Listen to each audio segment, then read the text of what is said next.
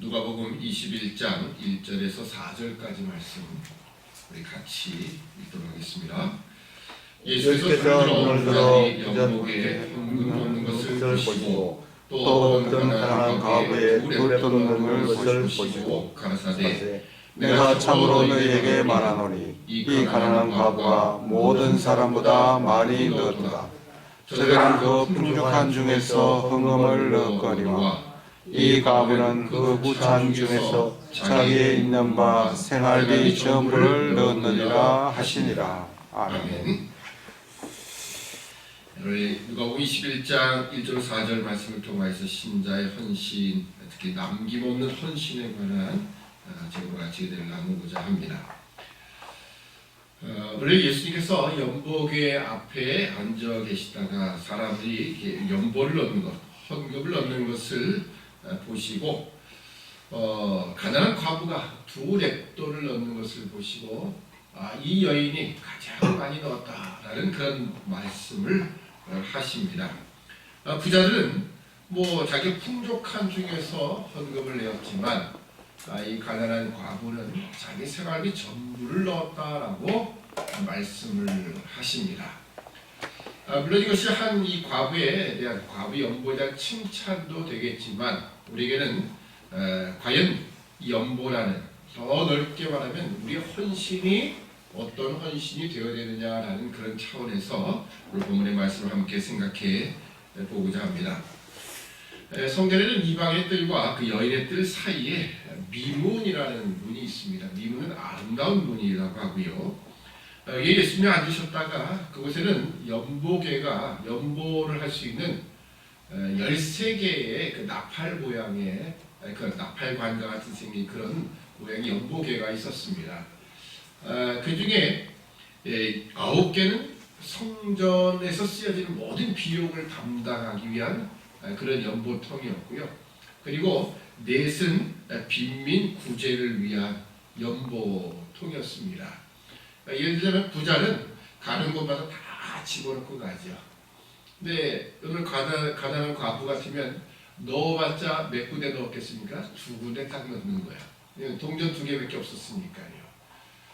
한 군데 다 넣을 수도 있고 그런 분명히 비교가 되는 그런 부분이었습니다.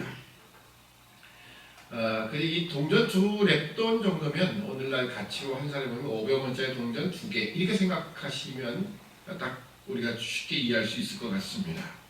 예수님은 이 가난한 과부의 연보에 대해서 이 여인이 모든 사람보다 많이 넣었다라는 거예요. 왜냐하면 자신의 생활비, 그 구차한 중에서 자기에 있는 바 생활비 전부를 넣었다라고 하신다는 겁니다. 사실 이 본문은 우리가 헌금을 이야기하는 연보에 관한 이야기를 하면서 강조도 되기 때문에 참 어려운 본문입니다. 그렇지만 제가 처음 소대 말씀드렸던 것처럼 이 본문은 단순한 물질에 관한 헌금에 관한 이야기가 아니라 바로 우리 전체가 하나님 앞에 어떻게 드려지느냐 그런 차원에서 볼 때에 남김없는 헌신이어야 한다는 겁니다. 이 남김없는 헌신이라는 것은 재물에 관한 문제가 아니라 바로 오늘 우리가 하나님 앞에 드려지는 예배, 기도 이 모든 것을 다 포함하는 거예요. 오늘 교회에서 가장 중요한 것이 뭐냐라고 할 때 그것은 바로 예배와 기도입니다. 예배와 기도의 본질은 모든 것의 중심에 하나님이 계셔야 된다는 거예요. 하나님입니다.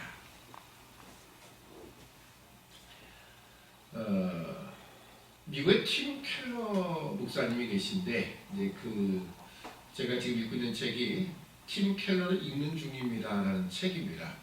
그 팀 켈러 목사님이 쓰신 책들을 우리나라 몇몇 사람들이 함께 편집을 해가지고 이런 요소가 있다. 그 부분의 주장, 그 부분의 생각 모든 것을 다 이렇게 넣은 겁니다.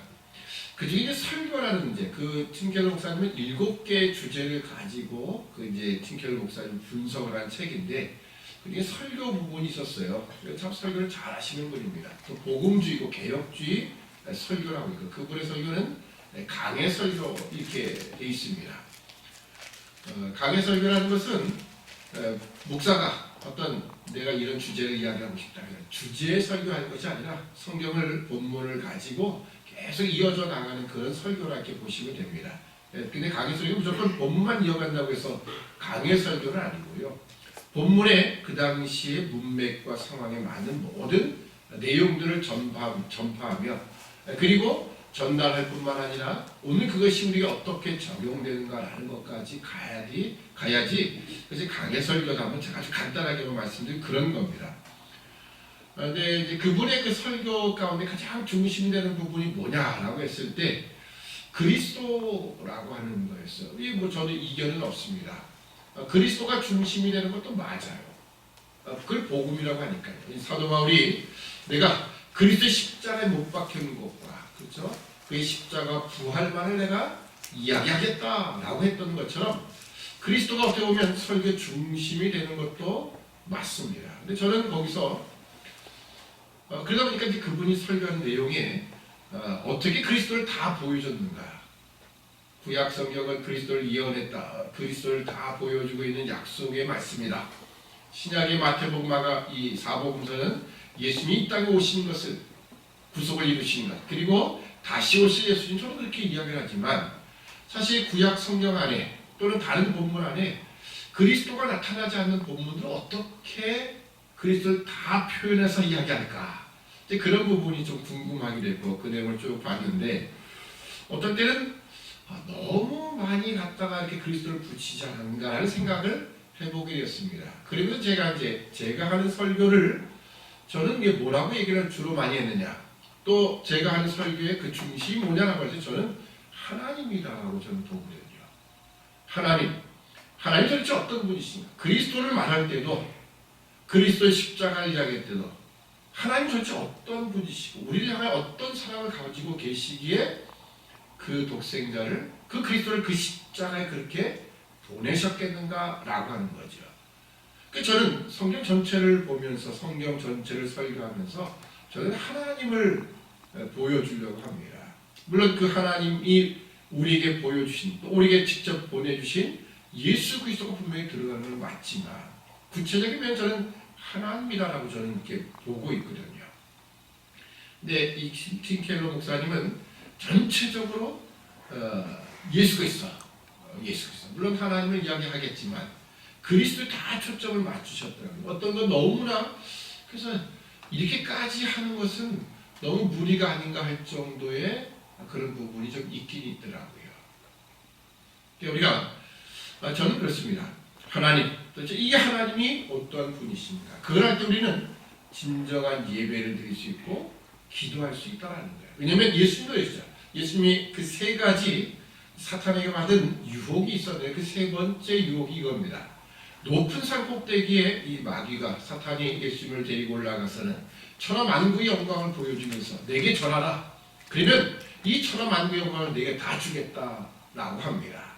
여러분 이건 사실 그 단어 자체로 표현하면 이건 잘못된 이야기입니다. 왜냐하면 예수님이 누구십니까? 비록 인간의 몸을 입고 오셨지만 그분은 성자 하나님이셔요. 이 세상의 창조주이십니다. 그 창조주 하나님한테 나한테 잘해라. 그럼 내가 이 천하 만국의 영광 다 주겠다. 그게 좀 말이 안 맞는 거고 사실은. 사탄이 하는 이야기는 바로 이겁니다. 사탄은 지금 예수님, 성자 예수님 왜 인간의 몸을 입고 이 땅에 왜 왔느냐. 결국은 하나님의 영광을 성취하게 하는 그 방법이 뭡니까? 십자가예요. 십자가를 지셔야 되는 겁니다.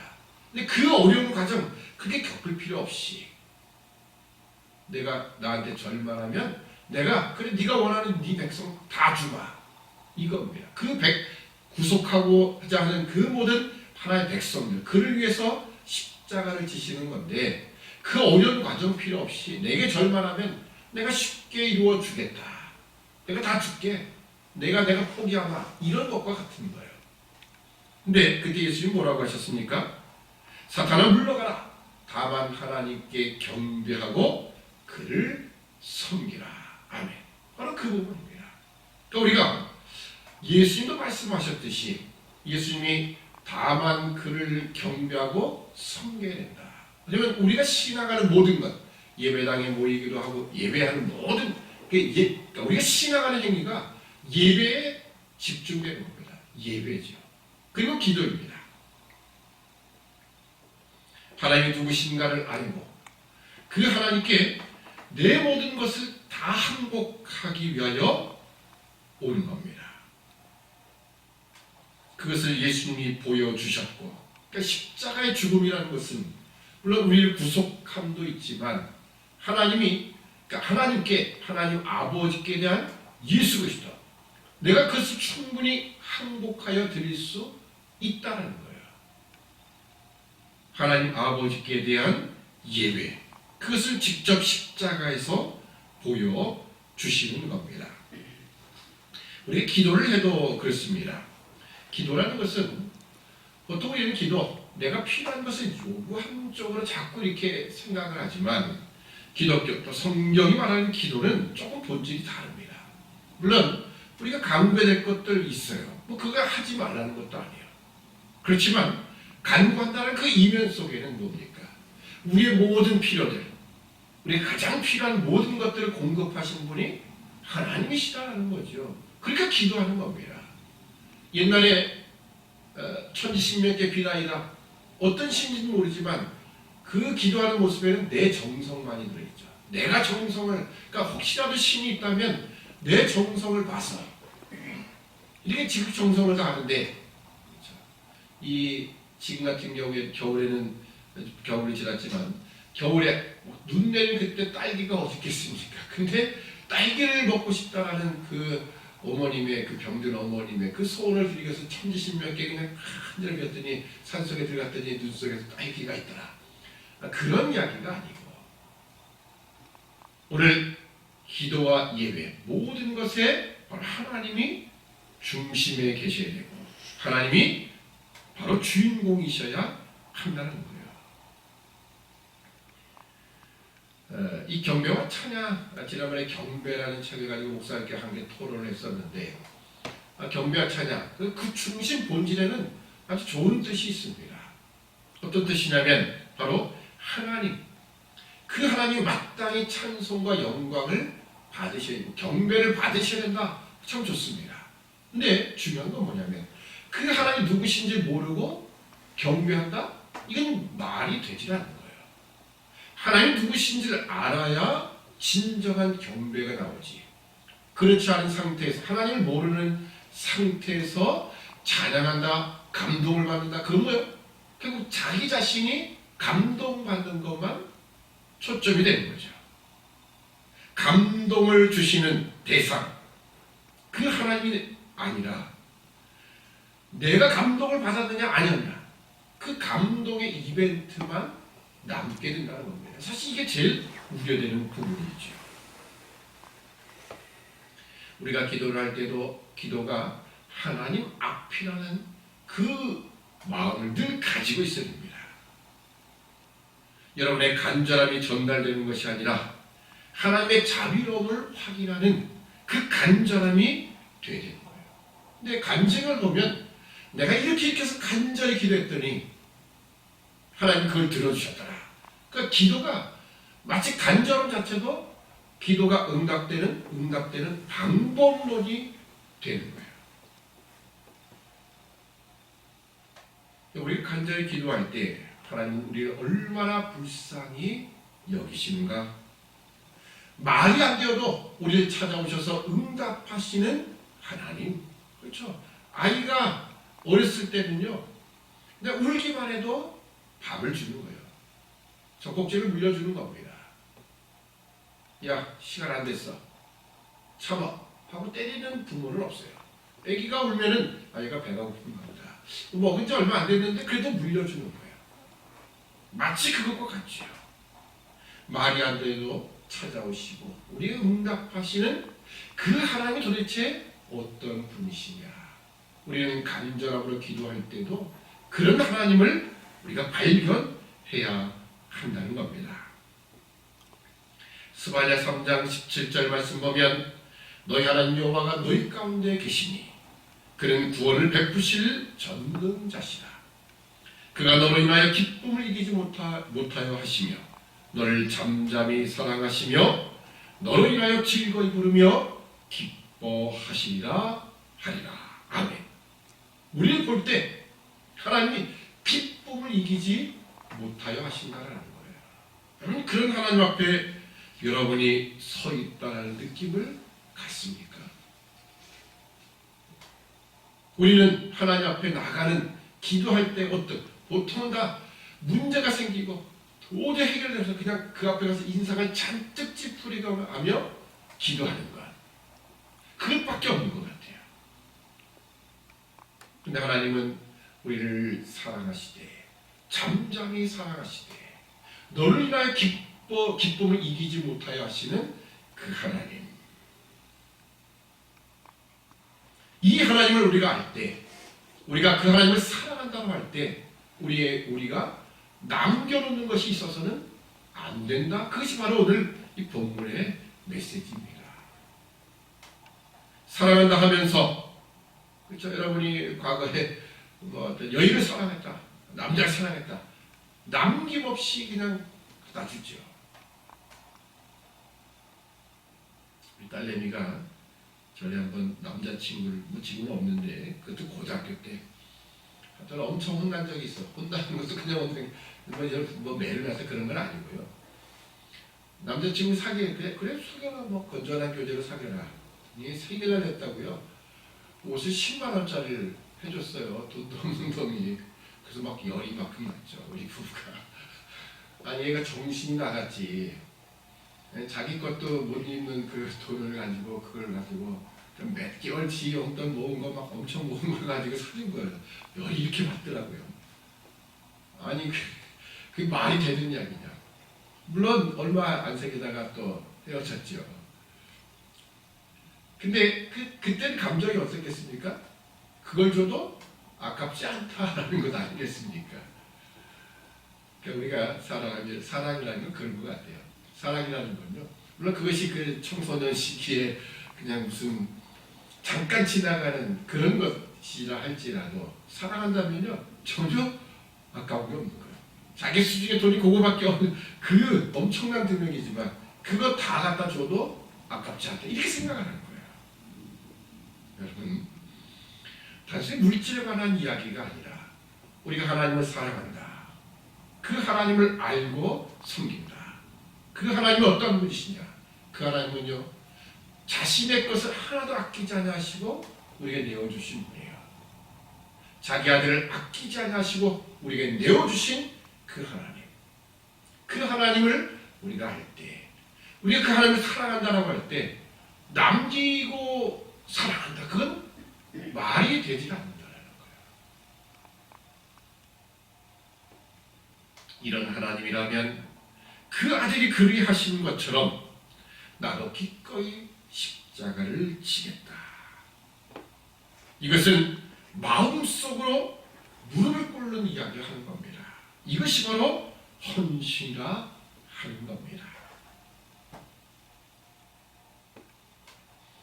오늘 우리는 예배를 통하여 내 마음과 몸을 하나님 앞에 바친다라고 하는 거예요. 그 사실은 연복이라는 것이 성경적인 아니라 실질적인 의미에서 맞는 거예요. 우리가 예배에 나올 때 하나님 앞에 내가 먼저 하나님 앞에 모든 것에 감사하여 나 자신을 드린다는 의미로 우리가 연보를 하는 겁니다.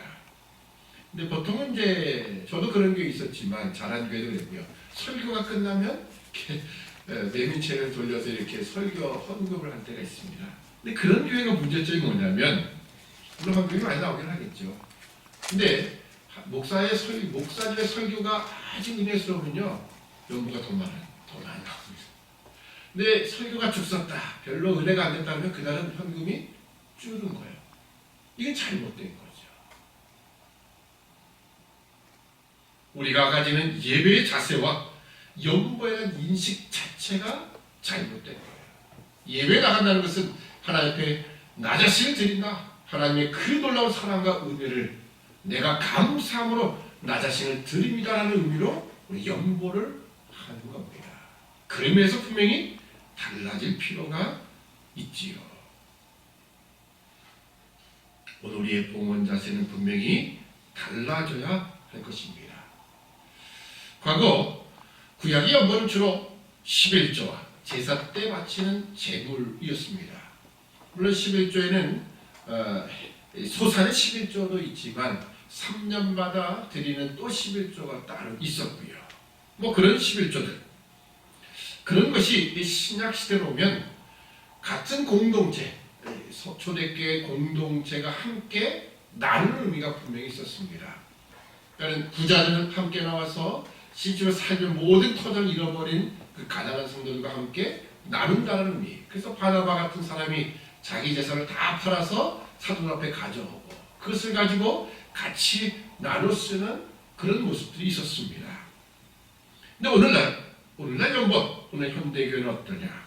오늘날 뭐 우리가 다 재산을 맞춰서 함께 나눠 씁시다. 공산주의는 아니에요. 오늘날 연번은요, 성도 간의 교제나 봉사의 성격보다는 하나님과의 종적인 관계가 더 강조가 됩니다. 예배의 중요한 요소로 하나님의 은혜를 기억하고 하나님의 우리 전체를 하나님 앞에 바친다라고 하는 그 상징적인 의미가 오늘날 연보 안에 있습니다. 연보가 되면 늘 돈 문제만 생각하기 때문에 참 어렵지만 사실 돈도 그렇습니다. 우리가 가진 마음, 거기서 물질이 가게 되어 있는 거예요. 우리가 단순한 물질의 문제를 더 넘어서서 더 크게 과연 참된 헌신의 자리에 내가 가고 있는가? 과연 나는 복명되고 있는가? 남김없는 헌신이 있는가? 다시 한번 이 고난주간에 예수 그리스도의 사랑, 결국 하나님 우리에게 가지고 계신, 우리 향해 가지고 계신 사랑입니다. 하나도 아낌없이 남김없이 주시는 그 독생자를 주시는 그 하나님의 사랑, 이 사랑에 우리가 과연 어떻게 응답하는가 다시 한번 확인하는 이 아침, 이 고난주간이 되어야 할 것입니다. 기도하겠습니다. 사랑의 아버지 하나님, 은혜와 사랑을 참으로 감사합니다. 우리를 향하여 아끼지 아니하시고 자신을 내어주신 하나님 아버지, 예수 그리스도 또 이 하나님 아버지의 뜻에 순종하여 기꺼이 항복하여 십자가를 지심을 우리가 바라봅니다. 이 고난주간에 과연 이 사랑을 받은 우리는 과연 하나님 앞에 어떻게 우리 자신을 드리고 있는가? 우리가 드리는 물질로서 우리의 마음은 아닌데 물질로서 때우려고 했던 우리의 모습은 아니었고요. 또 혹시라도 우리가 우리 자신을 드림에 있어서도 남기고 또 남기고 세상이나 자식이나 다른 것을 다 남겨놓고 하나님에게는 명목만으로 드린 것은 아닌지 다시 한번 우리 자신을 돌이켜보는 우리가 예배 나아감과 모든 신앙의 의미가 하나님 앞에 남김없는 헌신으로 우리 몸과 마음을 드리는 우리 모두가 되도록 도와주옵소서. 감사하오며 예수님의 이름으로 기도드립니다. 아멘.